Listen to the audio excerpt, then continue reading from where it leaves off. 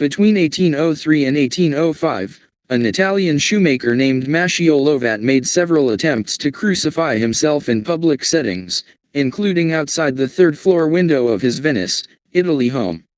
Both times, he was prevented from doing so and rescued by passersby, where he recovered. Lovat later died in 1806 at a mental hospital on the island of San Servolo. Mattio Lovat was born in 1761 to a poor family in Casale, in the territory of Belluno, Italy. Lovat worked as a shoemaker, and in November 1802, he moved to Venice. His younger brother Angelo helped him find lodging at the house of a widow, and he stayed there until the first of his two attempts at self-crucifixion. In 1803, in the middle of the street called Cross of Bari, Lovat made an attempt at self-crucifixion upon a frame that he had constructed using the timber of his bed. He was prevented from succeeding by several people who came upon him as he was driving a nail into his left foot.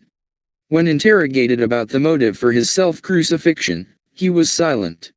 He once said to his brother that that day was the festival of Saint Matthew and that he could give no further explanation.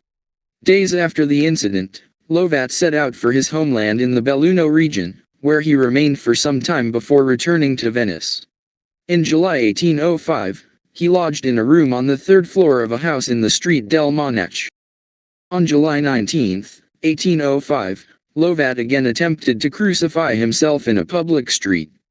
He constructed a wooden cross, inflicted a wound on his side, and put a crown of thorns on his head in order to reenact the crucifixion of Jesus Christ. He then fixed himself to the cross with nails.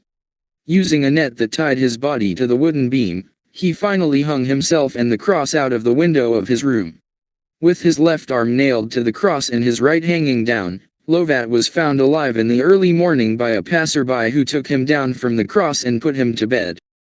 Venetian physician Cesare Ruggieri came to see Lovat out of curiosity and made sure that he was immediately admitted to the clinical school of Venice, where he himself was a professor of surgery. For several weeks, Ruggieri treated and observed Lovat at his bedside until he had physically recovered from his self-crucifixion attempt. Due to Ruggieri's diagnosis of a persistent mental disorder, Lovat was then transferred to the asylum of San Servolo, an early mental asylum situated on an island of the same name in the Venetian lagoon, where Lovat died in April 1806 from an unspecified chest disease. Soon after, Ruggieri wrote down the medical case history of his patient. In his case narrative, titled, Storia della Crucifixione di Mattio Lovat da Esteso Eseguita, the story of the crucifixion of Mattio Lovat executed by himself, Ruggieri suggested that Lovat suffered from a kind of mental disorder that was connected to religion. Between 1806 and 1814, Ruggieri published the illustrated case report telling the story of his patient, one version in French and two in Italian, after which the narrative of Lovat's self-crucifixion was read, commented on, rewritten, and reproduced by editors and authors in Europe throughout the 19th century.